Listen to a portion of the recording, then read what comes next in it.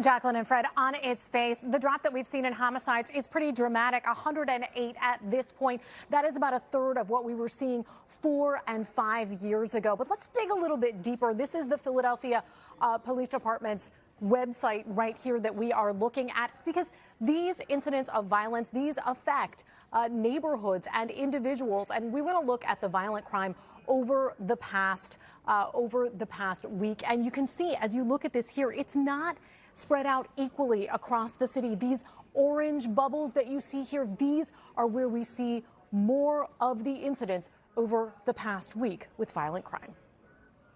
After a violent weekend in Philadelphia, this room in the DA's office was full of community organizations looking to improve life in neighborhoods across the city. DA Krasner says their efforts are working.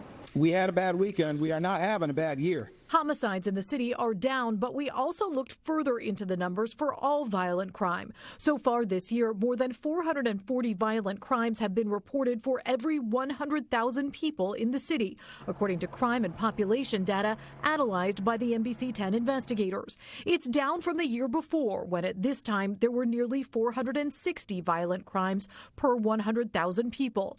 Krasner today was distributing violence prevention grant money through a program that goes back to 2021. How is the approach different at a time like now, when maybe the numbers aren't so big, than it is in some of those other years? I mean, the short answer is it isn't. We have seen what works. Among the groups getting a $10,000 award today, Mastermind Cooperative, which runs a Green Jobs workforce development program. I got a gun case like last year, and I was really trying to spiral, trying to figure out lawyers, trying to figure out where I want to be.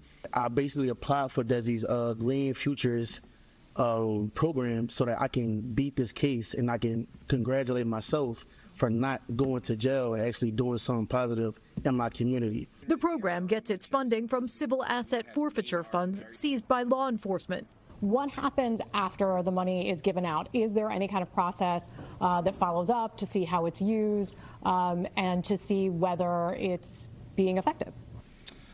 Great question. We do have a compliance process. We try to make it not too cumbersome. DA Krasner says they don't want small organizations without a big staff to have trouble complying. We do have a detailed compliance process. We check in with these organizations.